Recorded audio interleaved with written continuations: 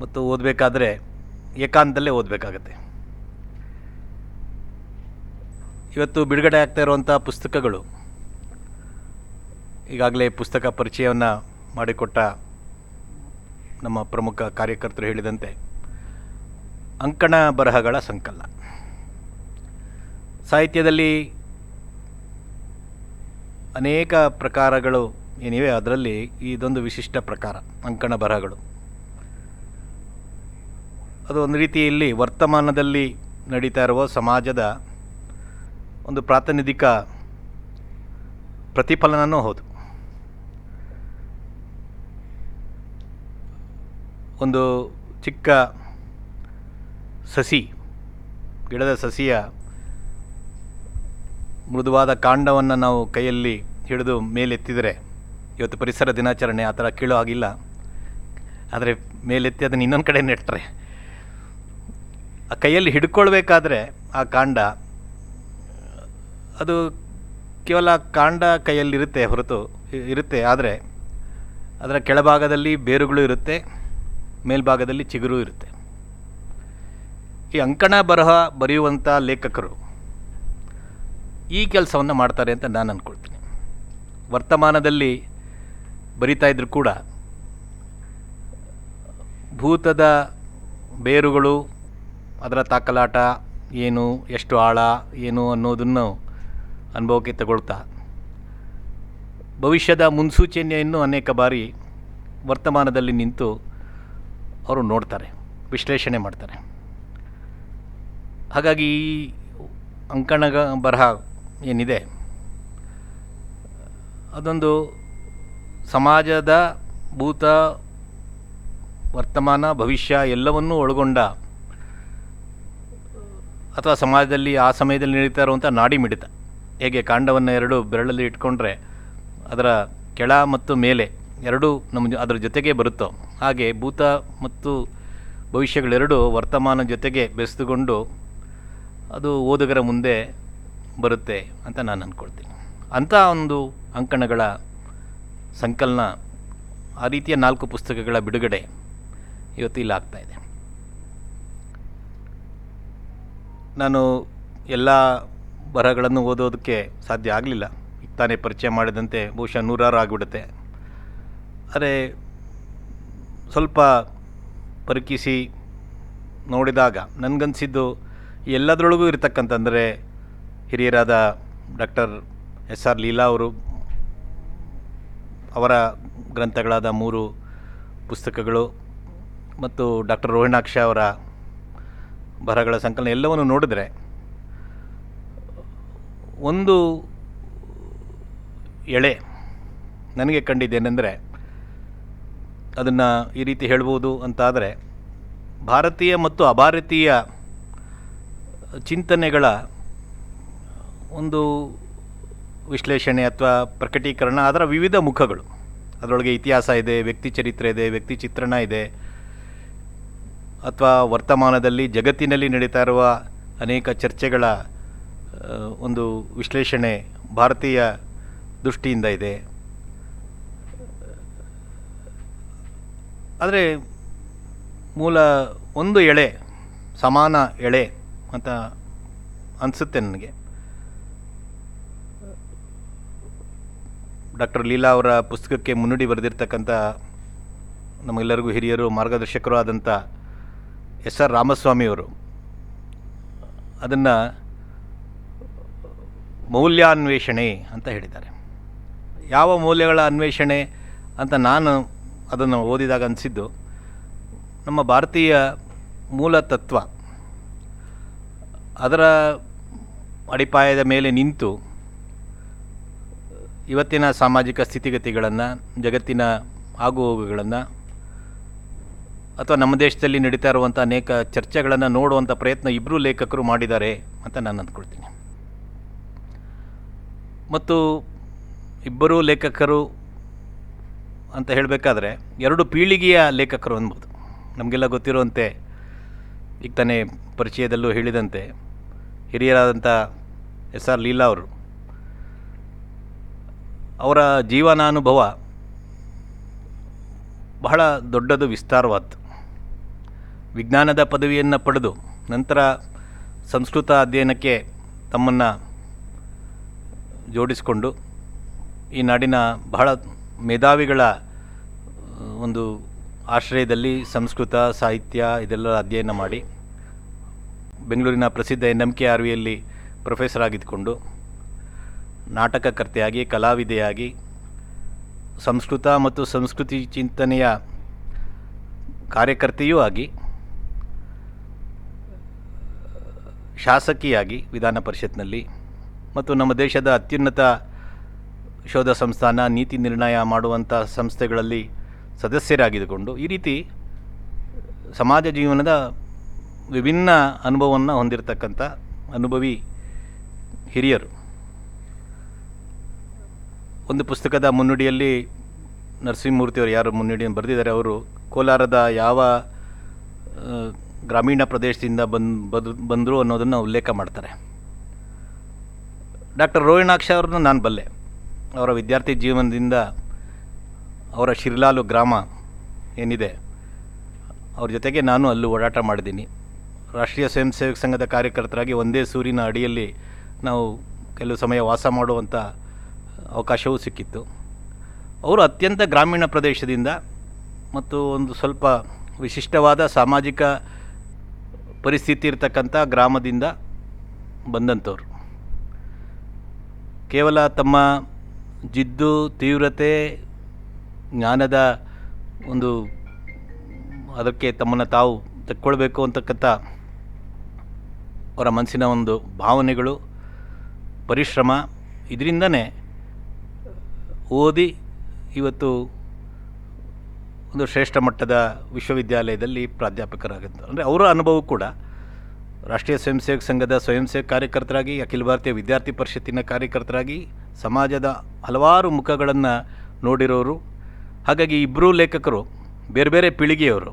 ಆದರೆ ಒಂದು ಸಮಾನ ಅಂಶ ಅಂದರೆ ಕೇವಲ ಲೈಬ್ರರಿಯಲ್ಲಿ ಕುಳಿತು ಪುಸ್ತಕ ಬರೆಯೋರಲ್ಲ, ಸಮಾಜಾನುಭವವನ್ನು ಪ್ರತ್ಯಕ್ಷ ಗಳಿಸಿಕೊಂಡು ಲೇಖನಗಳನ್ನು ಬರೆದಿರೋರು. ಹಾಗಾಗಿ ಅವರ ಅಕ್ಷರಗಳಿಗೆ, ಶಬ್ದಗಳಿಗೆ, ಆ ಬರಹಗಳಲ್ಲಿ ತೀವ್ರತೆ, ಜೀವಂತಿಕೆ ಸ್ವಾಭಾವಿಕವಾಗಿ ಇದೆ.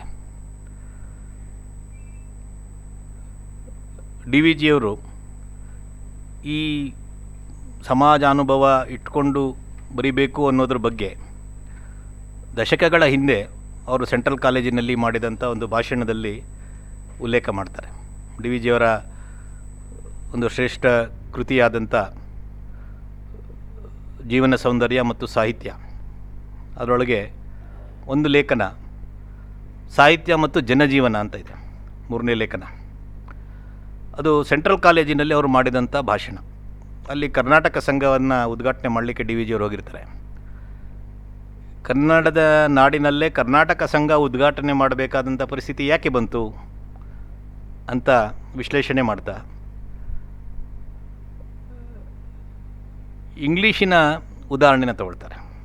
ಭಾಷೆಯಾಗಿ, ಸಾಹಿತ್ಯವಾಗಿ ಇಂಗ್ಲೀಷ್ ಯಾಕೆ ಜೀವಂತವಾಗಿದೆ ಮತ್ತು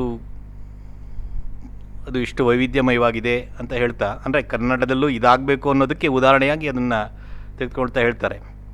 ಅವ್ರ ಭಾಷಣದಲ್ಲಿ ಅನೇಕ ಇಂಗ್ಲೆಂಡಿನ ಅಥವಾ ಇಂಗ್ಲೀಷಿನ ಲೇಖಕರ ಉದಾಹರಣೆಗಳನ್ನು ಕೊಡ್ತಾರೆ. ಅವರ್ಯಾರು ಮೂಲತಃ ಶುದ್ಧ ಸಾಹಿತ್ಯದ ಸಾಹಿತಿಗಳಲ್ಲ, ಅಂದರೆ ಸೃಜನ ಸಾಹಿತ್ಯ ಅಥವಾ ಕಾವ್ಯ ಇದನ್ನು ಬರೆಯುವಂಥ ಸಾಹಿತ್ಯಗಳಲ್ಲ. ಆದರೆ ಅವರ ಜೀವನದ ಅನುಭವ ಮತ್ತು ಸಮಾಜ ಜೀವನದ ಬೇರೆ ಬೇರೆ ರಂಗಗಳಿಂದ, ಮುಖಗಳಿಂದ ಅವರು ಬಂದಿದ್ದರಿಂದ ಇಂಗ್ಲೀಷ್ ಭಾಷೆ ಮತ್ತು ಸಾಹಿತ್ಯ ಮತ್ತು ಅಲ್ಲಿಯ ಸಮಾಜದ ಒಂದು ಅದರ ಒಳದನಿಯನ್ನು ಅದು ಪ್ರಕಟ ಮಾಡೋದರಿಂದ ಅದಕ್ಕೆ ಅದು ವಿಸ್ತಾರ ಆಗಲಿಕ್ಕೆ ಆದಂಥ ಅನುಕೂಲತೆಗಳು, ಇದೆಲ್ಲವನ್ನು ವಿಶದವಾಗಿ ವಿವರವಾಗಿ DVಜಿಯವರು ಸೆಂಟ್ರಲ್ ಕಾಲೇಜಿನ ವಿದ್ಯಾರ್ಥಿಗಳ ಮುಂದೆ ಇಡ್ತಾರೆ. ಉದಾಹರಣೆಗೆ ಹೆಸ್ಕ್ಲಿ ಅಂತಕ್ಕಂಥ ಒಬ್ಬ ವಿಜ್ಞಾನಿ, ಅವನು ಇಂಗ್ಲೀಷಲ್ಲಿ ಬರೀತಾನೆ. ರಸ್ಕಿನ್ ಆ ರೀತಿ ನೋಡಿದ್ರೆ ಅವನದು ಕಲೆಗೆ ಸಂಬಂಧಪಟ್ಟಂಥ ಪ್ರೌಢಲೇಖನಗಳು, ಅಥವಾ ಮೆಕಾಲೆ ಚರಿತ್ರೆ ಬರೆಯುವಂಥವನು. ಈ ರೀತಿ ಇನ್ನೂ ಅನೇಕರ ಉದಾಹರಣೆಗಳನ್ನು ಕೊಡ್ತಾ ಇವ್ರು ಯಾರು, ಅಥವಾ ಆ ಸಮಯದಲ್ಲಿ ಬಹಳ ಪ್ರಸಿದ್ಧವಾಗಿದ್ದಂಥ ಜಾನ್ ಸ್ಟುವರ್ಟ್ ಮಿಲ್, ಅವನು ಆರ್ಥಿಕ ತಜ್ಞ. ಆದರೆ ಅವರೆಲ್ಲರೂ ಬರೆಯೋದ್ರಿಂದ, ಅಂದರೆ ಅವರ ಚಿಂತನೆ ಮತ್ತು ಅವರು ಸಮಾಜವನ್ನು ಪ್ರತಿನಿಧಿಸಿ ಅವರು ಬರೆದ ಸಾಹಿತ್ಯದ ಕಾರಣಕ್ಕಾಗಿ ಇಂಗ್ಲೀಷ್ ಯಾವ ರೀತಿ ಆಯಿತು, ಈ ರೀತಿ ಕನ್ನಡದ ನಮ್ಮ ಲೇಖನಗಳು ಅಥವಾ ಸಾಹಿತ್ಯವು ಕೂಡ ಈ ಥರ ಸಮಾಜದ ತಳದಿಂದ ಬೇರೆ ಬೇರೆ ಮುಖಗಳಿಂದ ಹುಟ್ಟಿ ಬಂದಾಗ ಶುದ್ಧ ಸಾಹಿತ್ಯ, ಸೃಜನ ಸಾಹಿತ್ಯಕ್ಕೆ ಅದರ ಬೆಲೆ ಇದ್ದೇ ಇದೆ. ಅದು ಬೇಕೇ ಬೇಕು ಮನುಷ್ಯನ ಚಿಂತನೆ, ಜಗತ್ತಿನ ದೃಷ್ಟಿ ಕೊಡೋದಕ್ಕೆ. ಆದರೆ ಭಾಷೆ ಮತ್ತು ಸಾಹಿತ್ಯದ ಜೀವಂತಿಕೆ, ತೀವ್ರತೆ ಈ ರೀತಿಯಾದಾಗ ಹೆಚ್ಚಾಗುತ್ತೆ ಅಂತ ಡಿ ವಿ ಜಿಯವರು ಉದಾಹರಣೆ ಕೊಡ್ತಾರೆ. ಅಲ್ಲಿ ಇನ್ನೊಂದು ಅಂಶವನ್ನು ಅವರು ಭಾಳ ಸುಂದರವಾಗಿ ವಿಶ್ಲೇಷಣೆ ಮಾಡ್ತಾರೆ. ಈ ರೀತಿ ಸಾಹಿತಿಗಳು ಬರೆಯೋದಕ್ಕೆ ಏನು ಪ್ರೇರಣೆ, ಅಂದರೆ ಸಮಾಜದ ಬೇರೆ ಬೇರೆ ಮುಖಗಳಲ್ಲಿ ಅದನ್ನು ವಿಶ್ಲೇಷಣೆ ಮಾಡಿ ಬರೀಬೇಕಾದ್ರೆ ಅವ್ರಿಗೇನು ಪ್ರೇರಣೆ ಬೇಕು, ಅದಕ್ಕೆ ಅವರು 2 ಶಬ್ದಗಳನ್ನು ಉಪಯೋಗಿಸ್ತಾರೆ. ಒಂದು ಸತ್ಕ್ರಿಯೆಯ ಒಂದು ಪ್ರೇರಣೆ, ಕ್ರಿಯೇಟಿವ್ ಇಂಪಲ್ಸ್. ಇನ್ನೊಂದು ಪೊಸೆಸಿವ್ ಇಂಪಲ್ಸ್, ತನ್ನ ಸ್ವಲಾಭ, ತನಗೆ ತೃಪ್ತಿ ಬರೋದಕ್ಕಾಗಿ ಅವನಿಗೆ ಇರುವಂಥ ಪ್ರೇರಣೆ ಅಥವಾ ಆ ಸಾಹಿತಿಗಿರುವಂಥ ಪ್ರೇರಣೆ. ಆದರೆ ಎರಡನೇದು ಯಾವುದಿದೆ, ಸಮಷ್ಟಿ ಹಿತವನ್ನು ನೋಡಿ ಸಮಾಜದಲ್ಲಿ ಅದು ಜಾಗೃತಿ ಇರ್ಬೋದು, ಬೇರೆಯವ್ರಿಗೂ ಕೆಲವು ಅಭಿಪ್ರಾಯಗಳನ್ನು ಹೇಳಬೇಕು, ಅವರ ಮಾತನ್ನು ಕೇಳಬೇಕು, ಈ ಭಾವನೆ, ಅದರಿಂದಾಗಿ ಸಮಾಜದಲ್ಲಾಗುವಂಥ ಸಂಚಲನ, ಇದು ಒಬ್ಬ ಸಾಹಿತಿಗೆ ಪ್ರೇರಣೆ ಕೊಡುತ್ತೆ. ಇವತ್ತು ಈ ಅಂಕಣ ಬರಹಗಳು ಯಾರ್ದು ಪ್ರಕಟ ಆಗಿದೆ ಅವರೆಲ್ಲರೂ ಆ ರೀತಿ ಇರುವಂಥವ್ರು ಅಂತ ನಾನು ಅಂದ್ಕೊಳ್ತೀನಿ. ಅಂದರೆ ಸಮಾಜದಲ್ಲೇ ಇದ್ದುಕೊಂಡು ಸಮಾಜ ಆಗುವವುಗಳನ್ನ ಗಮನಿಸ್ತಾ, ಅಲ್ಲೇ ಆಗುವ ಏಳು ಬೀಳು, ಒಳ್ಳೆಯದು ಕೆಟ್ಟದ್ದು, ಇದರ ಜೊತೆಗೆ ತಾವು ಇರ್ತಾ ಅದನ್ನು ಅಂಕಣ ಬರಹಗಳ ಮೂಲಕ ಪ್ರಕಟ ಮಾಡ್ತಾರೆ. ಡಿ ವಿ ಜಿಯವರು ಆ ಸಂದರ್ಭದಲ್ಲಿ ಒಂದು ಒಳ್ಳೆಯ ಉದಾಹರಣೆ, ಭಾರತೀಯ ಆ ಸಮಯದ ಇತಿಹಾಸದ ಉದಾಹರಣೆಯನ್ನು ತಗೊಂಡು ಹೇಳ್ತಾರೆ. ರವೀಂದ್ರನಾಥ ಠಾಗೋರ್ ಅವರು ಸಾಹಿತಿ, ಅವರ ಅನೇಕ ಲೇಖನಗಳು, ಕಾವ್ಯ ಇದೆಲ್ಲ ನಮ್ಗೆ ಗೊತ್ತೇ ಇದೆ, ಪ್ರಕಟ ಆಗ್ತಾ ಇದ್ದಂಥ ರೀತಿ. ಅವ್ರಿಗೇನು ಪ್ರೇರಣೆ ಅಂತ ಹೇಳ್ತಾ ಅವರು ಇನ್ನು 3 ಜನರ ಉದಾಹರಣೆಯನ್ನು ಕೊಡ್ತಾರೆ. ವಿಶ್ವೇಶ್ವರಯ್ಯನವ್ರಿಗೆ ಕೃಷ್ಣರಾಜ ಸಾಗರ ಅಣೆಕಟ್ಟನ್ನು ಕಟ್ಟೋದಕ್ಕೆ ಏನು ಪ್ರೇರಣೆ ಬಂತು, ಅಥವಾ ದಾದಾಬಾಯಿ ನವರೋಜಿಯವರಿಗೆ ಸ್ವಾತಂತ್ರ್ಯ ಆಂದೋಲನದಲ್ಲಿ ಧುಮುಕಬೇಕು ಅನ್ನೋದಕ್ಕೆ ಏನು ಪ್ರೇರಣೆ ಬಂತು, ಅಥವಾ ಜಗದೀಶ್ ಚಂದ್ರ ಬೋಸ್ ಅವರಿಗೆ ಸೃಷ್ಟಿಯ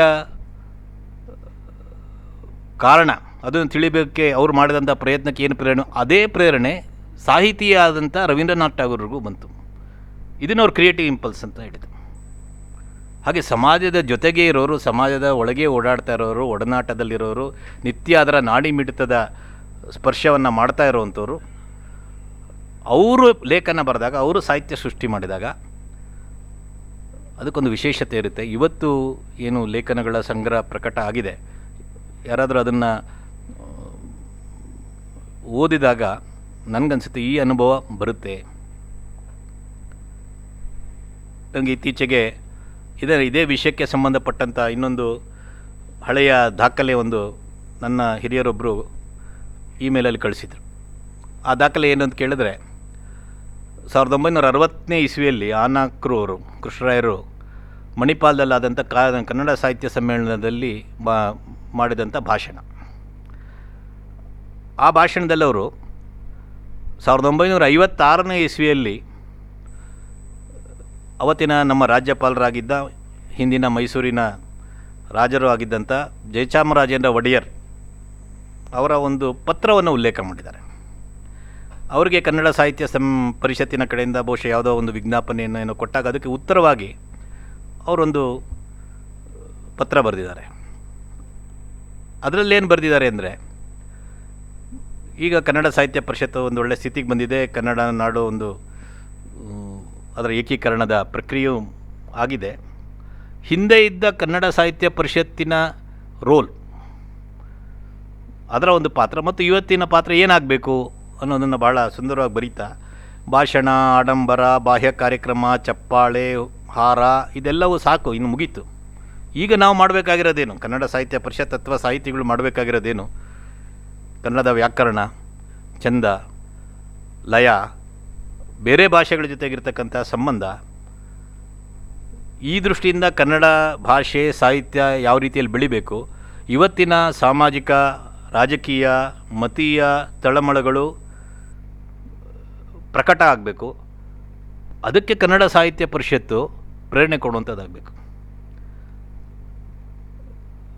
ಅವರು ಒಂದು ವಾಕ್ಯವನ್ನು ಜಯಚಾಮರಾಜೇಂದ್ರ ಹೊಡಿತಾರೆ, ಈಗ ನಾವು ತಲೆ ಬಗ್ಗಿಸಿಕೊಂಡು ಕೆಲಸ ಮಾಡಬೇಕಾದಂಥ ಕಾಲ. ಮೆರವಣಿಗೆ ಬಾವುಟ ಆರಿಸೋದು ಬೇಕು, ಅದಕ್ಕೊಂದು ಸೀಮಿತ ಇದೆ, ಅದು ಮುಗಿದೋಗಿದೆ. ಅದು ನಿಜವಾದ ಕೆಲಸ, ಸಾಹಿತ್ಯದ ಕೆಲಸ ಏನು ಮಾಡೋ ಪರಿಷತ್ ಯಾವುದಕ್ಕೆ ಪ್ರೇರಣೆ ಕೊಡಬೇಕು ಅದನ್ನು ಹೇಳ್ತಾ, ಈ ಥರ ಸಾಮಾಜಿಕ ರಾಜಕೀಯ ಬೆಳವಣಿಗೆಗಳೇನು ಸಮಾಜದಲ್ಲಿ ಆಗ್ತಾಯಿದೆ ಅದನ್ನು ಪ್ರಕಟಣೆ ಮಾಡೋದಕ್ಕೆ ದಾರಿ ಮಾಡಿಕೊಡಬೇಕಾದ ಕೆಲಸ ಸಾಹಿತ್ಯ ಪರಿಷತ್ ಮಾಡಬೇಕು. ಮತ್ತು ಇನ್ನೂ ಒಂದು ವಾಕ್ಯವನ್ನು, ಬೇರೆ ಪ್ರಕಾಶಕರು ಅಥವಾ ಇನ್ಯಾರು ಯಾವುದನ್ನು ಪ್ರಕಾಶನ ಮಾಡೋದಕ್ಕೆ ಹೆದರ್ತಾರೆ, ಸತ್ಯವಾದ ಅಂಶಗಳನ್ನು, ಅದನ್ನು ಪ್ರಕಾಶನ ಕನ್ನಡ ಸಾಹಿತ್ಯ ಪರಿಷತ್ ಮಾಡಬೇಕು.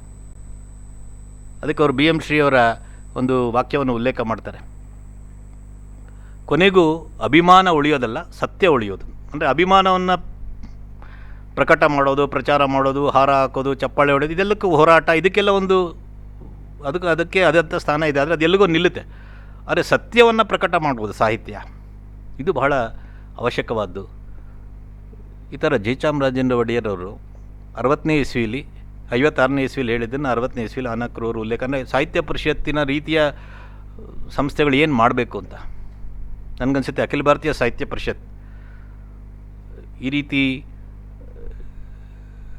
ಇಂಥ ಲೇಖಕರ ಈ ರೀತಿಯ ಪುಸ್ತಕಗಳ ಪ್ರಕಟಣೆ ಮಾಡುವುದು ನಿಜವಾದ ಆ ರೀತಿಯ ಕೆಲಸ. ಅಂದರೆ ಸಮಾಜದ ದನಿ ಎಲ್ಲಿಗೆ ಕೇಳಬೇಕು ಮತ್ತು ಯಾವುದನ್ನು ಬೇರೆಯವರು ಪ್ರಕಾಶ ಮಾಡೋಕ್ಕೆ ಇವತ್ತು ಸ್ವಲ್ಪ ಹಿಂಜರಿತಾರೆ, ಅಂಥ ಸಾಹಿತಿ ಲೇಖನಗಳನ್ನು ಪ್ರಕಟ ಮಾಡುವಂಥ ಕೆಲಸ ಪ್ರಾರಂಭ ಮಾಡಿದೆ ಸಾಹಿತ್ಯ ಪರಿಷತ್. ಬಹುಶಃ ಮುಂದುವರಿಯುತ್ತೆ ಅಂತ ನಾನು ಭರವಸೆಯಿಂದ ಹೇಳಬಲ್ಲೆ. ನನಗೆ ಈ ಕಾರ್ಯಕ್ರಮದಲ್ಲಿ ಭಾಗವಹಿಸಬೇಕು ಅಂತ ಆಯೋಜಕರು ಹೇಳಿದಾಗ ನಾನು ಏನು ಮಾತಾಡಬೇಕು ಅಂತ ಅವ್ರ ಹತ್ರನೇ ಕೇಳಿದೆ. ಯಾಕೆಂದರೆ ನಾನೊಬ್ಬ ಸಾಮಾಜಿಕ ಕಾರ್ಯಕರ್ತ, ಶುದ್ಧ ಸಾಹಿತ್ಯದಲ್ಲೂ ನನ್ನ ಪರಿಶ್ರಮ ಇಲ್ಲ. ನನ್ನ ಸ್ನೇಹಿತರು ಒಬ್ಬರ ಬಗ್ಗೆ ಹೇಳ್ತಾ ಇರ್ತಾರೆ, ಅವರ ಹಿರಿಯರು, ಅವನು ಎಲ್ಲ ಪುಸ್ತಕಗಳ ಬೈಂಡು ರ್ಯಾಪರ್ ಅಂತ, ಅಂದರೆ ಹಿನ್ನುಡಿ ಮತ್ತು ಬೆನ್ನುಡಿ ಓದ್ಕೊಂಡು ಆ ಪುಸ್ತಕದ ಬಗ್ಗೆ ಮಾತಾಡ್ತಾರೆ ಅಂತ. ನಾನು ಸ್ವಲ್ಪ ಆ ಥರದೇ ಇರೋನು. ಆದರೆ ಈ ಥರ ಕೇಳಿದಾಗ ಅವ್ರು ಹೇಳಿದ್ರು, ರಾಷ್ಟ್ರೀಯ ಸಾಹಿತ್ಯದ ಅವಶ್ಯಕತೆ ಬಗ್ಗೆ ನೀವು ಮಾತಾಡಿ, ರಾಷ್ಟ್ರೀಯತೆಯ ಸಾಹಿತ್ಯದ ಅವಶ್ಯಕತೆ ಬಗ್ಗೆ ಅಂತ. ಆಗ ನನ್ನ ಮನಸ್ಸಲ್ಲಿ ಬಂತು, ಇವತ್ತು ರಾಷ್ಟ್ರೀಯ ಸಾಹಿತ್ಯ ಅಂದರೆ ಏನು ಅಂತ ಪ್ರಶ್ನೆ ಮಾಡಿಕೊಂಡ್ರೆ, ದೇಶಭಕ್ತಿಯನ್ನು ಪ್ರಕಟ ಮಾಡುವಂಥ, ಸಮಾಜ ಪ್ರೇಮವನ್ನು ಪ್ರಕಟ ಮಾಡುವಂಥ, ರಾಷ್ಟ್ರದ ವಿರೋಧಿ ಅಥವಾ ದೇಶದ ವಿರೋಧಿ ಚಟುವಟಿಕೆಗಳನ್ನು, ಅಭಿಪ್ರಾಯಗಳನ್ನು ಖಂಡಿಸುವಂಥ ಈ ರೀತಿಯ ಸಾಹಿತ್ಯಗಳು, ಲೇಖನಗಳು ಇವತ್ತು ಅವಶ್ಯಕತೆ ಇದೆ. ಇದು ಒಂದು ಭಾಗ. ಆದರೆ ರಾಷ್ಟ್ರೀಯತೆಯ ಚರ್ಚೆ ಇವತ್ತು ನಮ್ಮ ದೇಶದಲ್ಲಿ ಹಲವಾರು ವರ್ಷಗಳಿಂದ ನಡೀತಾ ಇರೋದು ನಮಗೆಲ್ಲರಿಗೂ ಗೊತ್ತಿದೆ. ಅದು ಇನ್ನೊಂದು ಮುಖ. ಅದು JNU ಒಳಗೆ ತುಕಡೆ ಅಂತ ಘೋಷಣೆ ಹಾಕುವಂಥ ಒಂದು ಪರಿಸ್ಥಿತಿ ಇರ್ಬೋದು, ಅಥವಾ ಜಬಲ್ಪುರ ಯೂನಿವರ್ಸಿಟಿಯಲ್ಲಿ ಆಗುವಂಥದ್ದು ಇರ್ಬೋದು, ಅಥವಾ ಬೀಫ್ ಫೆಸ್ಟಿವಲ್ ಮಾಡುವಂಥ ಮಾನಸಿಕತೆ ಇರ್ಬೋದು, ಮಹಿಷಾಸುರನ ಆಚರಣೆ ಮಾಡುವಂಥ ಒಂದು ಮನಸ್ಥಿತಿ ಇರ್ಬೋದು. ಇದೆಲ್ಲವೂ ಒಂದು ರೀತಿ ಅರಾಷ್ಟ್ರೀಯ, ಅಭಾರತೀಯ ದೃಷ್ಟಿಕೋನವನ್ನು ವ್ಯಕ್ತ ಮಾಡುವಂಥದ್ದು. ಅದು ನಮ್ಮ ದೇಶದಲ್ಲೂ ಇವತ್ತು ರಾಷ್ಟ್ರೀಯತೆಯ ಚರ್ಚೆಯನ್ನು ಒಂದು ನಿರ್ಮಾಣ ಮಾಡಿದೆ. ಬಹುಸಂಸ್ಕೃತಿ ದೇಶ ಅನ್ನೋದು ಯಾವ ಒಂದು ರೀತಿಯ ಮಾರ್ಕ್ಸಿಸ್ಟ್ ಸಿದ್ಧಾಂತದ ರೀತಿಯಲ್ಲಿ ನಮ್ಮ ದೇಶದಲ್ಲಿ ಪ್ರಚಾರಗೊಂಡಿತು. ಎಲ್ಲವೂ ಕೂಡ ನಮ್ಮ ಮೂಲ ರಾಷ್ಟ್ರೀಯತೆಯ ಮೂಲ ತತ್ವಗಳ ಬಗ್ಗೆ ನಮ್ಮ ನಂಬಿಕೆ ಏನಿದೆ, ಅಂದರೆ ಹಲವಾರು ನಮ್ಮ ಪೂರ್ವಜರು ಹಲವಾರು ಶತಮಾನ ಕಾಲದಿಂದ ನಾವು ಯಾವುದನ್ನು ನಂಬ್ಕೊಂಡ್ಬಂದಿದ್ದೀವಿ, ಅದನ್ನು ಚರ್ಚೆಗೊಡ್ಡುವಂಥ ಕೆಲಸವನ್ನು ಭಾರತದಲ್ಲಿ ಇವತ್ತು ಮಾಡ್ತಾ ಇದ್ದಾರೆ. ಒಂದು ದೇಶದಲ್ಲಿ ಈ ರೀತಿಯ ಮಂಥನ ನಡೆದಾಗಲೇ ಅದು ಇನ್ನಷ್ಟು ಗಟ್ಟಿಯಾಗುವುದು. ಆದರೆ ಇದರ ಜೊತೆಗೆ ಇವತ್ತು ಜಗತ್ತಿನ ಆವರಣದಲ್ಲೂ ಕೆಲವು ನಡೀತಾ ಇದೆ. ಟ್ರಂಪ್ ಅಮೆರಿಕದ ಅಧ್ಯಕ್ಷರಾಗಿ ಆಯ್ಕೆಯಾದ ಸಂದರ್ಭ, ಅದಕ್ಕಿಂತ ಮುಂಚೆ ಅದಾದ ನಂತರ ನ್ಯಾಷನಲಿಸಮ್ ಅನ್ನುವ ವಿಷಯ ಇಟ್ಕೊಂಡು ಅಲ್ಲಿ ನಡೆದಿರುವ ಚರ್ಚೆ ಇರ್ಬೋದು, ಅಥವಾ ಲೆಪೆನ್ ಅನ್ನೋರು ಫ್ರಾನ್ಸಿನಲ್ಲಿ ಅಲ್ಲಿಯ ಚುನಾವಣೆಯಲ್ಲಿ ಸ್ಪರ್ಧೆ ಮಾಡಿ ರಾಷ್ಟ್ರೀಯತೆ ಆಧಾರದಲ್ಲೇ ಚುನಾವಣೆಯ ಕಣದಲ್ಲಿ ಇಳಿದಿದ್ದಿರ್ಬೋದು. ಆಕೆ ಸೋತರು, ಆದರೆ ಚರ್ಚೆಗೆ ತುಂಬ ಅಲ್ಲಿ ಅನುವು ಮಾಡಿಕೊಟ್ಟಿದ್ದು, ಅಥವಾ ಯುರೋಪಿಯನ್ ಯೂನಿಯನ್ನಿಂದ ಇಂಗ್ಲೆಂಡ್ ಹೊರಗಡೆ ಹೋಗಿ ಬ್ರೆಕ್ಸಿಟ್ ಮೂಲಕ ಆದಂಥ ಸಂದರ್ಭ ಇರ್ಬೋದು. ಜಗತ್ತಿನ ನೆಲೆಯಲ್ಲೂ ಅಲ್ಲಿಯ ವಿಶ್ವದ ವೇದಿಕೆಯಲ್ಲೂ ನ್ಯಾಷನಲಿಸಮ್ ಬೇಕೋ ಬೇಡವೋ, ಸರಿನೋ ತಪ್ಪೋ, ಈ ರೀತಿಯ ಅನೇಕ ರೀತಿಯ ಚರ್ಚೆಗಳು ನಡೀತಾ ಇದೆ. ಮತ್ತು ರಾಷ್ಟ್ರೀಯತೆಯನ್ನು ನ್ಯಾಷನಲಿಸಮ್ ಅಂತ ಅನುವಾದ ಮಾಡಿಕೊಂಡು, ಅಂದರೆ ಅವರ ದೃಷ್ಟಿಯಿಂದ ನ್ಯಾಷನಲಿಸಮನ್ನು, ಅದನ್ನು ನಾವು ಇಲ್ಲಿ ರಾಷ್ಟ್ರೀಯತೆ ಅಂತ ಕರಿತೀವಿ. ನ್ಯಾಷನಲಿಸಮಲ್ಲಿ ಸ್ಥೂಲವಾಗಿ ಎರಡು ಭಾಗ ಮಾಡಿಕೊಂಡು, ಸಿವಿಕ್ ನ್ಯಾಷನಲಿಸಮ್ ಇದು ಒಳ್ಳೆಯದು, ಎತ್ನಿಕ್ ನ್ಯಾಷನಲಿಸಮ್ ಕೆಟ್ಟದು, ಅಂದರೆ ಬ್ಯಾಡ್ ನ್ಯಾಷನಲಿಸಮ್, ಗುಡ್ ನ್ಯಾಷನಲಿಸಮ್, ಈ ರೀತಿಯ ಚರ್ಚೆಯು ಕೂಡ ನಡೀತಾ ಇದೆ. ಅಂದರೆ ನೀತಿ ನಿಯಮಗಳು, ದೇಶಭಕ್ತಿ, ಇದೆಲ್ಲವೂ ಸಿವಿಕ್ ನ್ಯಾಷನಲಿಸಮ್. ರಕ್ತದ ಆಧಾರದಲ್ಲಿ, ರೇಸ್ ಆಧಾರದಲ್ಲಿ, ಎತ್ನಿಸಿಟಿ ಆಧಾರದಲ್ಲಿ ನಿಶ್ಚಯ ಆಗುವಂಥ ನ್ಯಾಷನಲಿಸಮ್, ಎತ್ನಿಕ್ ನ್ಯಾಷನಲಿಸಮ್, ಅದು ಕೆಟ್ಟದ್ದು, ಅದು ಬೇಡ, ಈ ರೀತಿ ಅನೇಕ ರೀತಿಯ ಮುಖಗಳ ಚರ್ಚೆ ನಡೀತಾ ಇದೆ. ಅಂದರೆ ನಮ್ಮ ರಾಷ್ಟ್ರೀಯ ಸಾಹಿತ್ಯದ ಅವಶ್ಯಕತೆ ಯಾಕೆ ಅಂತ ನಮ್ಮ ಸಾಹಿತ್ಯ ಪರಿಷತ್ ಅಂತ ಸಂಘಟನೆ ಅಥವಾ ಇದರ ಜೊತೆಗಿರ್ತಕ್ಕಂಥ ಲೇಖಕರು, ಚಿಂತಕರು ಯೋಚನೆ ಮಾಡಿದ್ರೆ, ಒಂದು ನಮ್ಮ ದೇಶದ ನೆಲೆಯಲ್ಲಿ ನಡೀತಾ ಇರುವ ಚರ್ಚೆಗಳು, ಆ ಹಿನ್ನೆಲೆಯಲ್ಲಿ ಸೃಷ್ಟಿಯಾಗಬೇಕಾದಂಥ ಲೇಖನಗಳು, ಸಾಹಿತ್ಯ, ಇದು ಒಂದಾದರೆ, ಜಗತ್ತಿನ ಅನೇಕ ದೇಶಗಳಲ್ಲಿ ಆವರಣದಲ್ಲಿ ನಡೀತಾ ಇರುವಂಥ ಚರ್ಚೆಗಳು, ಅದಕ್ಕೆ ನಾವು ಸ್ಪಂದಿಸಬೇಕಾದಂಥ ವಿಧಾನ, ಇದು ಕೂಡ ಈ ರಾಷ್ಟ್ರೀಯ ಸಾಹಿತ್ಯ ಅಥವಾ ಆ ರೀತಿಯ ಲೇಖನಗಳು ಅದರ ಅವಶ್ಯಕತೆಯನ್ನು ನಮ್ಮ ಕಣ್ಮುಂದೆ ತರುತ್ತೆ. ಇದಕ್ಕೆ ಇನ್ನೊಂದು ಮುಖವೂ ಇದೆ. ಅದೇನೆಂದರೆ, ನಮ್ಮ ದೇಶದಲ್ಲಿ ವಿಶೇಷವಾಗಿ ಪ್ರಾದೇಶಿಕತೆ ಮತ್ತು ರಾಷ್ಟ್ರೀಯತೆ ಇದರ ನಡುವೆ ನಡೀತಾ ಇರತಕ್ಕಂಥ ಒಂದು ಚರ್ಚೆ, ಮಂಥನ ಇದು. ಉದಾಹರಣೆಗೆ ಇತ್ತೀಚೆಗೆ ಬೆಂಗಳೂರಿನಲ್ಲಿ ವೀರ ಸಾವರ್ಕರ್ ಅವರ ಹೆಸರಿಡಬೇಕು ಅನ್ನೋದಕ್ಕೆ ವಿರೋಧ ಕಂಡುಬಂತು. ವಿರೋಧ ಮಾಡೋರು ಯಾರು ಅಂದರೆ, ಕನ್ನಡ ಶ್ರೇಷ್ಠ, ಕನ್ನಡ ಭಕ್ತಿ ಅಥವಾ ಕನ್ನಡ ದೇಶ ಅಂತ ಹೇಳೋರು, ತಪ್ಪೇನಿಲ್ಲ. ಆದರೆ ಕನ್ನಡ ನಾಡು ಭಾರತ ರಾಷ್ಟ್ರೀಯತೆಯ ಅಂತರ್ಗತವಾದಂಥ ಒಂದು ಚಿಂತನೆ, ಕನ್ನಡ ಸಂಸ್ಕೃತಿ ಭಾರತೀಯ ಸಂಸ್ಕೃತಿಯ ಅಂತರ್ಗತವಾದ ಒಂದು ಚಿಂತನೆ, ಇದನ್ನು ಸರಿಯಾಗಿ ಅರ್ಥ ಮಾಡ್ಕೊಳ್ಳದೆ ಆಗ್ತಾ ಇರುವಂಥ ಅನಾಹುತ ಇದು. ರೋಹಿಣಾಕ್ಷ ಅವರ ಒಂದು ಲೇಖನದಲ್ಲಿ ಕುವೆಂಪು ಅವರು ಈ ಕುರಿತಾಗಿ ವ್ಯಕ್ತಪಡಿಸುವ ಅಭಿಪ್ರಾಯಗಳನ್ನು ಅವರು ದಾಖಲೆ ಮಾಡಿದ್ದಾರೆ. ಕುವೆಂಪು ಅವರ ಬರಹಗಳಲ್ಲಿ ರಾಷ್ಟ್ರೀಯ ಚಿಂತನೆ ಆ ರೀತಿಯ ಅರ್ಥ ಬರುವ ಒಂದು ಅಂಕಣದಲ್ಲಿ ಅವರು ಬರೆದಿದ್ದಾರೆ. ಕನ್ನಡ ದೇವಿ ಅಥವಾ ನಾಡದೇವಿ ಭಾರತ ಮಾತೆಯ ಮಗಳು, ಈ ರೀತಿಯಾಗಿ ಕುವೆಂಪು ಅವರು ಹೇಳಿದ್ದಾರೆ. ಆದರೆ ಇದನ್ನು ಅರ್ಥ ಮಾಡಿಕೊಳ್ಳದೇ ಇದ್ದರೆ ನಮ್ಮ ರಾಷ್ಟ್ರೀಯತೆ, ನಮ್ಮ ಪ್ರಾದೇಶಿಕತೆ, ಇದರ ನಡುವೆ ತಾಕಲಾಟ, ಇದು ಕೇವಲ ಕರ್ನಾಟಕಕ್ಕೆ ಸೀಮಿತವಾದಂತಲ್ಲ, ಭಾರತದಲ್ಲಿ ನಡೀತಾ ಇರುವ ಇನ್ನೊಂದು ರೀತಿಯ ಒಂದು ಚರ್ಚೆ, ಒಂದು ಬರಹಗಳ ಒಂದು ಭರಾಟೆ. ಅಂದರೆ ರಾಷ್ಟ್ರೀಯ ಸಾಹಿತ್ಯದ ನಿರ್ಮಾಣ ಅಥವಾ ಆ ರೀತಿಯ ಲೇಖನಗಳ ಪ್ರಕಟಣೆಯ ಅವಶ್ಯಕತೆ ಈ ಎಲ್ಲವನ್ನೂ ಒಳಗೊಳ್ಳುವಂತೆ ಬರಿಬೇಕಾದಂಥ ಲೇಖಕರು, ಅಂಥವರ ಸಂಖ್ಯೆ ಹೆಚ್ಚಾಗೋದು. ಅದರರ್ಥ ಯಾವುದೋ ಒಂದು ಥಿಯರಿ, ಸಿದ್ಧಾಂತ ಇಟ್ಕೊಂಡು ಅದಕ್ಕೆ ಅಂಟ್ಕೊಂಡೇ ಬರಿಬೇಕು, ಆ ರೀತಿ ಏನಿಲ್ಲ. ಮೂಲಕವಾಗಿ ವಿಶ್ಲೇಷಣೆ ಮಾಡಿ ಸತ್ಯವನ್ನು, ಯಾವುದನ್ನು BM ಶ್ರೀ ಅವರು ಹೇಳಿದರು, ಆ ಸತ್ಯ ಹೊರಗಡೆ ಬರಬೇಕು, ಆ ರೀತಿಯಾಗಿ ಪ್ರಯತ್ನ ಮಾಡುವಂಥ ಲೇಖಕರ ಸಂಖ್ಯೆ ಹೆಚ್ಚಾಗಬೇಕು. ಅದು ಇವತ್ತಿನ ಅವಶ್ಯಕತೆ ಅಂತ ನನಗನ್ಸುತ್ತೆ. ಡಾಕ್ಟರ್ ಲೀಲಾ ಅವರಾಗಲಿ, ಡಾಕ್ಟರ್ ರೋಹಿಣಾಕ್ಷ ಅವರಾಗಲಿ ಆ ಹಾದಿಯಲ್ಲಿ ತಮ್ಮ ಪ್ರಯತ್ನಗಳನ್ನು ಮಾಡ್ತಾ ಇದ್ದಾರೆ. ಹಾಗಾಗಿ ಈ 4 ಪುಸ್ತಕಗಳ ರಿಲೆವೆನ್ಸ್ ಇವತ್ತು ಹೆಚ್ಚಿದೆ ಅಂತ ನನಗನ್ಸುತ್ತೆ. ಆದರೆ ರಾಷ್ಟ್ರೀಯ ಲೇಖನಗಳು, ಬರಹಗಳ, ಗ್ರಂಥಗಳ ಅವಶ್ಯಕತೆ ಇನ್ನೊಂದು ಮುಖವೂ ಇದೆ. ಅದು ಯಾವುದು ಅಂದರೆ, ಇದಕ್ಕಿಂತನೂ ಆಳವಾದ್ದು. ನಾನಾಗಲೇ ಉಲ್ಲೇಖ ಮಾಡಿದಂತೆ ಅಭಾರತೀಯ ಅಂತ ಒಂದು ಶಬ್ದವನ್ನು ಉಲ್ಲೇಖ ಮಾಡಿದೆ. ಭಾರತೀಯ ಮತ್ತು ಅಭಾರತೀಯ ಚಿಂತನೆಗಳು ಏನು, ಇದು ಇವತ್ತಿನ ವರ್ತಮಾನದ ಅಥವಾ ಈ ಪೀಳಿಗೆಯ ನಾವೆಲ್ಲರೂ ಚಿಂತನೆ ಮಾಡಬೇಕಾದಂಥ ಅವಶ್ಯಕತೆ ಇದೆ. ರಾಷ್ಟ್ರೀಯ ಅರಾಷ್ಟ್ರೀಯವನ್ನು ಭಾರತೀಯ ಅಭಾರತೀಯ ಅಂತಲೂ ನೋಡು. ಭಾರತೀಯ ದೃಷ್ಟಿ ಏನು, ಭಾರತೀಯ ಮೂಲ ದೃಷ್ಟಿ ಏನು? ರಾಷ್ಟ್ರೀಯ ಬೇರೆ, ರಾಷ್ಟ್ರ ವಿರೋಧಿ ಬೇರೆ. ರಾಷ್ಟ್ರೀಯರೆಲ್ಲರೂ ಕೂಡ ದೇಶದ ಬಗ್ಗೆ ಕೆಟ್ಟದಾಗಿ ಯೋಚನೆ ಮಾಡೋರಿಲ್ಲ, ಆದರೆ ಅವರಿಗೆ ಮೂಲ ಭಾರತೀಯ ದೃಷ್ಟಿಯ ಪರಿಚಯ ಅಥವಾ ಆ ಚಿಂತನೆ ಅದರ ಕೊರತೆ ಇರ್ಬೋದು ಅಂತ ನಾನು ಅಂದ್ಕೊಳ್ತೀನಿ. ಹಾಗೆ ಆ ಚರ್ಚೆಯನ್ನು ಕೂಡ ಇವತ್ತಿನ ಅವಶ್ಯಕತೆಯಲ್ಲಿ ಸೇರಿಸ್ಕೊಳ್ಬೇಕು. ಆ ರೀತಿಯ ಲೇಖನಗಳು ಬರಹಗಳು ಬರಬೇಕೇನೋ ಅಂತ ಅನಿಸುತ್ತೆ. ಹಾಗಾದರೆ ಭಾರತೀಯ ಅಭಾರತೀಯ ಏನು, ಆ ಚಿಂತನೆ ಏನು? ಅದು ಒಂದು ಜೀವನ ದೃಷ್ಟಿ, ಭಾರತೀಯ ಜೀವನ ದೃಷ್ಟಿ ಹೊಂದಿದೆ. ಅದು ಪ್ರಕೃತಿಯನ್ನು, ಸ್ತ್ರೀಯನ್ನು, ನೀರನ್ನು, ಇದೆಲ್ಲವನ್ನು ನಾವು ಹೇಗೆ ನೋಡ್ತೀವಿ ಅನ್ನೋದ್ರೊಳಗಿದೆ. ಅಥವಾ ನಮ್ಮ ದೇಶದ ವೈವಿಧ್ಯತೆ ಏನಿದೆ, ಅದು ಭಾಷೆಯ ದೃಷ್ಟಿಯಿಂದ ಇರ್ಬೋದು, ಪ್ರದೇಶದ ದೃಷ್ಟಿಯಿಂದ ಇರ್ಬೋದು, ಜನಜೀವನ ದೃಷ್ಟಿಯಿಂದ ಇರ್ಬೋದು.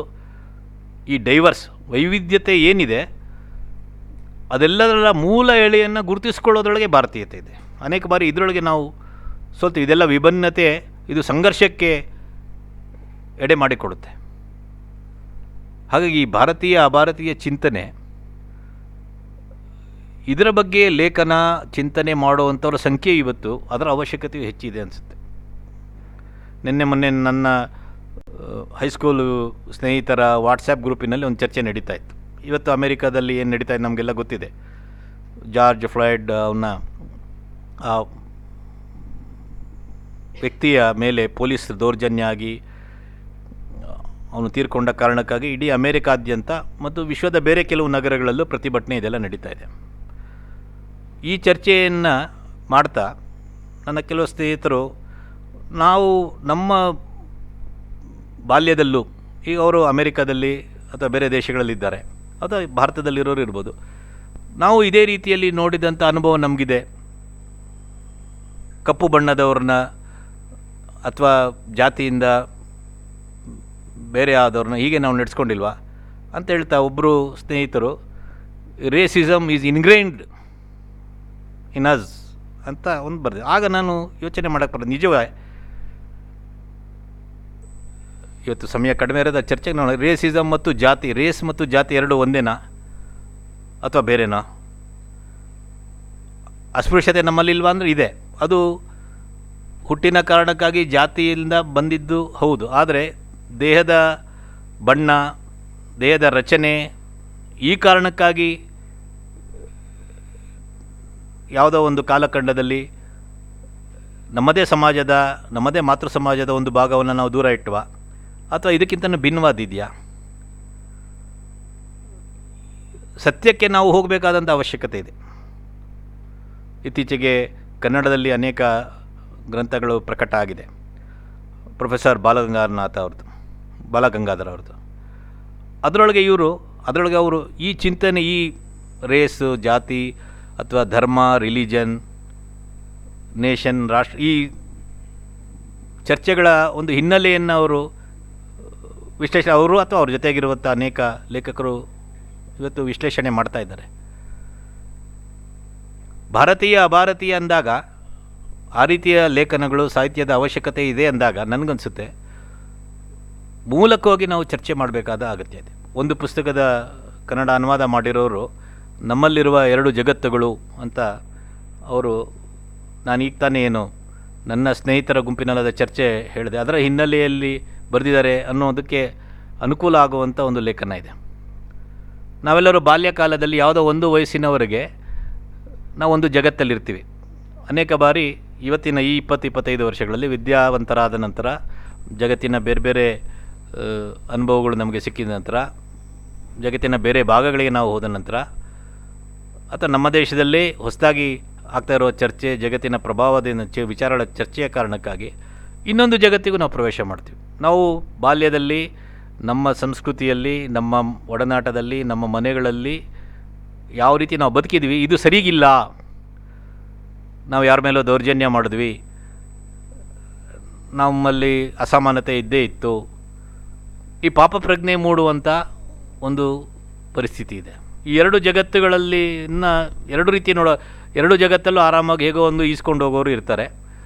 ಅಥವಾ ಹಿಂದೆ ಇದ್ದ ಜಗತ್ತು, ನಾವು ಬದುಕಿದ್ದು ಬಾಲ್ಯಕಾಲದೆಲ್ಲ ಡಿಫೆಂಡ್ ಮಾಡ್ಕೊಳ್ಳುವಂಥವ್ರು, ಆ ಥರದ ಒಂದು ಗುಂಪು ಇರುತ್ತೆ.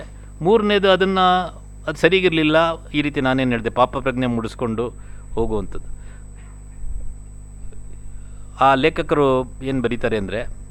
ಇದೆಲ್ಲ ಮೂರು ಪರಿಸ್ಥಿತಿ ಇರ್ಬೋದಾದರೆ ನಮ್ಮ ದೇಶದಲ್ಲಿ ಇವತ್ತು ನಾವು ಎದುರಿಸ್ತಾ ಇರುವಂಥ ಸಮಾಜ ಜೀವನದಲ್ಲಿ ಈ ಥರ ಸ್ವಲ್ಪ ಯೋಚನೆ ಮಾಡೋ ಎದುರಿಸ್ತಾ ಇರುವಂಥ ಪ್ರಶ್ನೆ ಏನಂದರೆ, ಪಾಶ್ಚಾತ್ಯರು ಅವರು ಥಿಯರಿಗಳನ್ನು ಏನು ಕಟ್ಕೊಂಡ್ರು ಅದರ ಮೂಲಕ ನಮ್ಮ ದೇಶವನ್ನು ನೋಡ್ತಾ ಇದ್ದೀವಿ. ನಮ್ಮ ದೇಶದ ಸಮಸ್ಯೆ ಅಲ್ವಾ, ಅಸ್ಪೃಶ್ಯ ಸಮಸ್ಯೆ ಇದೆ, ಜಾತಿಯ ಸಮಸ್ಯೆ, ಅದನ್ನು ವಿಶ್ಲೇಷಣೆ ಮಾಡಿ ಅದನ್ನು ಪರಿಹಾರ ಮಾಡಬೇಕಾಗಿದೆ ನಮ್ಮ ನೆಲೆಯಲ್ಲೇ ಮಾಡಬೇಕು, ಭಾರತೀಯ ನೆಲೆಯಲ್ಲಿ ಮಾಡಬೇಕು. ಅದನ್ನು ಮಾಡ್ತಾ ಇಲ್ಲ. ವಿದೇಶದ ಯಾವುದೋ ಯೂನಿವರ್ಸಿಟಿಯಲ್ಲಿ ಅವ್ರು ಯಾವುದೋ ಒಂದು ಥಿಯರಿ ಕಟ್ತಾರೆ, ಅವ್ರು ಯಾವುದೋ ಕೆಲವು ಶಬ್ದಗಳನ್ನು ಕೊಡ್ತಾರೆ. ಅದು ರೇಸ್ ಇರ್ಬೋದು, ಎಥ್ನಿಸಿಟಿ ಇರ್ಬೋದು, ರಿಲಿಜನ್ ಇರ್ಬೋದು, ಅಥವಾ ಅದರ ಆದಾದ್ಮೇಲೆ ನಿರ್ಮಾಣ ಆದಂಥ ಅನೇಕ ಥಿಯರಿಗಳಿರ್ಬೋದು, ಸಿದ್ಧಾಂತಗಳಿರ್ಬೋದು. ಅದರೊಳಗೆ ಆದರ ಕನ್ನಡಕದಿಂದ ಭಾರತೀಯ ಸಮಾಜವನ್ನು ನೋಡಿ ಯಾವುದು ಅಭಾರತೀಯ ದೃಷ್ಟಿ, ಆ ದೃಷ್ಟಿಯಿಂದ ಭಾರತ ಸಮಾಜವನ್ನು ನೋಡಿ ನಮ್ಮ ಸಮಸ್ಯೆಗಳನ್ನು ಪರಿಹಾರ ಮಾಡೋಕ್ಕೆ ನಾವು ಪ್ರಯತ್ನ ಮಾಡ್ತಾಯಿದ್ದೀವಿ. ನಮ್ಮಲ್ಲಿ ಸಮಸ್ಯೆಗಳಿಲ್ವ ಅಂದರೆ ಇದೆ, ಆದರೆ ಅದನ್ನು ಪರಿಹಾರ ಮಾಡಿಕೊಳ್ಬೇಕಾದಂಥದ್ದು ನಮ್ಮದೇ ಕರ್ತವ್ಯ. ಭಾರತೀಯ ದೃಷ್ಟಿಯಿಂದ ನೋಡಿ ನಮ್ಮಲ್ಲಿ ಏನು ತಪ್ಪಾಗಿದೆ ಅದನ್ನು ಸರಿ ಮಾಡಿಕೊಳ್ಬೇಕು. ನನಗನ್ಸುತ್ತೆ ರಾಷ್ಟ್ರೀಯ ಸಾಹಿತ್ಯದ ಅವಶ್ಯಕತೆ ಅಥವಾ ಭಾರತೀಯ ಸಾಹಿತ್ಯದ ಅವಶ್ಯಕತೆಯಲ್ಲಿ ಈ ಹಿನ್ನೆಲೆಯಲ್ಲಿ ಕೆಲಸ ಆಗಬೇಕು, ಈ ದೃಷ್ಟಿಯಿಂದ ಪ್ರಯತ್ನ ಆಗಬೇಕು. ಬಹುಶಃ ಇವತ್ತು 5 ವರ್ಷದ ಮುಂಚೆ 10 ವರ್ಷಕ್ಕೆ ಮುಂಚೆಗೆ ಹೋಲಿಸಿದಾಗ ಈ ರೀತಿ ಯೋಚನೆ ಮಾಡೋರು, ಬರೆಯೋರು ಅಂಥವ್ರ ಸಂಖ್ಯೆ ಹೆಚ್ಚಾಗಿದೆ. ಕೆಲವರು ಸೋಷಿಯಲ್ ಮೀಡಿಯಾಕ್ಕೆ ಸೀಮಿತ ಆಗಿರ್ಬೋದು, ಆದರೆ ಚಿಂತನೆಯಲ್ಲಿ ಅವರ ಗುಣಮಟ್ಟ ಏನು ಕಡಿಮೆ ಇಲ್ಲ. ನವಯುವಕರು, ಇವತ್ತಿನ ಪೀಳಿಗೆಯವರು ಭಾರತವನ್ನು ಭಾರತವಾಗೇ ನೋಡಿ ಧೈರ್ಯದಿಂದ ಬರೆಯೋರು, ಇಂಥವ್ರ ಸಂಖ್ಯೆ ಹೆಚ್ಚಾಗಿದೆ. ಇದು ಇನ್ನೂ ಸ್ವಲ್ಪ ಆಳವಾದ ಸಾಹಿತ್ಯಕ್ಕೆ, ಅಧ್ಯಯನದ ಲೇಖನಗಳು ಯಾವುದು ಇವತ್ತಿನ ಅವಶ್ಯಕತೆ ಇದೆ, ಅಂದರೆ ಪೇಪರ್ಗಳ ಮೂಲಕ ಯಾವುದು ಅಧ್ಯಯನದ ಒಂದು ವಿಷಯಗಳು ಮಂಡನೆ ಆಗಬೇಕು, ಆ ದಿಕ್ಕಿನಲ್ಲೂ ಹೋಗಬೇಕಾದಂಥ ಅವಶ್ಯಕತೆ ಇದೆ. ರಾಷ್ಟ್ರೀಯ ಸಾಹಿತ್ಯ ಅಂದರೆ ಇದೆಲ್ಲವನ್ನೂ ಒಳಗೊಳ್ಳುವಂಥ ಸಾಹಿತ್ಯ ಆಗಬೇಕು, ಬರಹಗಳಾಗಬೇಕು ಅಂತ ನನಗನ್ಸುತ್ತೆ. ಹಿರಿಯರಾದಂಥ ಲೀಲಾ ಅವರು ಮತ್ತು ರೋಹಿಣಾಕ್ಷ ಅವರು ಬರೆದಿರೋ ಅನೇಕ ಲೇಖನಗಳಲ್ಲಿ ನಾನೀಗ ಹೇಳಿದಂಥ ಅನೇಕ ಭಾರತೀಯ ಅಭಾರತೀಯ ಚಿಂತನೆಯ ನಡುವೆ ನಡೆದಿರುವಂಥ ತಾಕಲಾಟಗಳನ್ನು ಚೆನ್ನಾಗಿ ವಿಶ್ಲೇಷಣೆ ಮಾಡಿದ್ದಾರೆ. ರೋಹಿಣಾಕ್ಷ ಅವರ ಲೇಖನದ ಮುನ್ನುಡಿಯನ್ನು ಬರೀತಾ GB ಹರೀಶ್ ಅವರು ಈ ವಿಷಯವನ್ನೇ ಹೇಳಿದ್ದಾರೆ. ಭಾರತೀಯ ರಾಷ್ಟ್ರೀಯತೆಯ ವಿವಿಧ ಆಯಾಮಗಳ ಮಂಡನೆ ಅದು ಅವರ ಲೇಖನಗಳಲ್ಲಿದೆ ಅಂತ. ಅದು ಅವರು ಅಂಬೇಡ್ಕರ್ ಅವರ ವಿಚಾರಗಳನ್ನು ವಿಶ್ಲೇಷಣೆ ಮಾಡಿದ್ರೊಳಗಿರ್ಬೋದು, ಅಥವಾ ಆರ್ಯ ಆಕ್ರಮಣವಾದವನ್ನು ಕುರಿತಾಗಿ ಅವರು ಬರೆದಿರೋ ಲೇಖನದಲ್ಲಿರ್ಬೋದು, ಇನ್ನೂ ಅನೇಕ ಲೇಖನಗಳು ಇದು ಪ್ರಕಟ ಆಗಿದೆ. ಅಥವಾ ರಾಮಸ್ವಾಮಿಯವರು ಪ್ರೊಫೆಸರ್ ಲೀಲಾ ಅವರ ಪುಸ್ತಕದ ಮುನ್ನುಡಿಯಲ್ಲಿ ಇದನ್ನು 3 ಭಾಗವಾಗಿ ವಿಂಗಡಣೆ ಮಾಡ್ಬೋದು ಅಂತ ಹೇಳ್ತಾರೆ. ಒಂದು ಸಂಸ್ಕೃತಾವಲೋಕನ, ಇನ್ನೊಂದು ಇತಿಹಾಸಾವಲೋಕನ, ಮೂರನೇದು ವರ್ತಮಾನದ ಒಂದು ವಿಶಿಷ್ಟ ವೀಚಿಕೆಗಳು, ಅಂದರೆ ಶೇಡ್ಸ್, ಅಲೆಗಳು. ಆದರೆ ಇದೆಲ್ಲದರ ಮೂಲದಲ್ಲಿರೋದು ಅಂತಃಶ್ರುತಿ, ಅದು ಮೌಲ್ಯಾನ್ವೇಷಣೆ ಅಂತ ಹೇಳ್ತಾರೆ. ರಾಮಸ್ವಾಮಿಯವರು ಈ ಏನು ಶಬ್ದಗಳು ಅಥವಾ ಈ ವಿಭಜನೆ ಏನು ಮಾಡಿದ್ದಾರೆ, ಇದು ರೋಹಿಣಾಕ್ಷ ಅವರ ಲೇಖನಕ್ಕೂ ಅನ್ವಯ ಆಗುತ್ತೆ,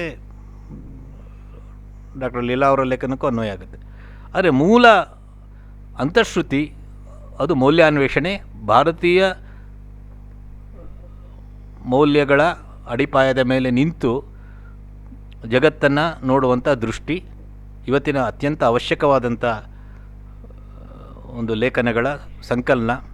ನನಗನ್ಸುತ್ತೆ ಇದು ಮುಂದಿನ ದಿನಗಳಲ್ಲಿ ಇನ್ನೂ ಹೆಚ್ಚು ಜನರ ಚರ್ಚೆಗೆ, ಚಿಂತನೆಗೆ ಇದು ಪ್ರೇರಣೆ ಕೊಡಲಿ ಅಂತ ಹೇಳ್ತಾ, ಈ ಒಂದು ಸಂದರ್ಭದಲ್ಲಿ ಅಖಿಲ ಭಾರತೀಯ ಸಾಹಿತ್ಯ ಪರಿಷತ್ ಈ ಒಂದು ಕಾರ್ಯಕ್ರಮಕ್ಕೆ ನನ್ನನ್ನು ಆಹ್ವಾನಿಸಿ ಒಂದು ಅವಕಾಶವನ್ನು ಕೊಟ್ಟಿದ್ದಕ್ಕೆ ಎಲ್ಲ ಆಯೋಜಕರಿಗೆ ಧನ್ಯವಾದನ ಅರ್ಪಿಸ್ತಾ ನನ್ನ ಮಾತುಗಳನ್ನು ಮುಗಿಸ್ತೀನಿ. ನಮಸ್ಕಾರ.